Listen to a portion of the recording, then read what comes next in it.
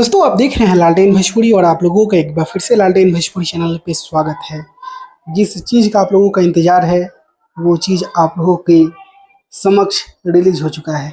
जी हाँ दोस्तों, गाने का पोस्टर आ चुका है और अचानक से खेसारी लाल की टीम के द्वारा इस पोस्टर को रिलीज किया गया है। खेसारी म्यूजिक वर्ल्ड से गाना आ रहा है। तारीख तो नहीं लिखा गया है, कमिंग सून ही पोस्टर पे लिखा गया है, लेकिन पोस्टर आप लोग देखिए। साथ में श्वेता महाराज जी वीडियो में नजर आएंगी और अखिलेश कश्यप जी गाने को लिखे हैं और बहुत ही तगड़ा पोस्टर है, रंगीन पोस्टर है और इंतजार तो बहुत था। आप लोगों के बीच में पोस्टर रिलीज कर दिया गया है। बिहार में हुई गाना का नाम है और आप लोगों को बता दें कि इसमें संगीत है गोलू गुलजार जी का और ये गाना बहुत ही ज़बरदस्त होने वाला है क्योंकि डिमांड गाने का बहुत ही ज़्यादा है। और जब भी ये गाना रिलीज होगा, मतलब होगा ही 2-4 दिन में गाना आएगा। पोस्टर आ गया तो हो सकता है कल टीजर है और परसों गाना रिलीज हो।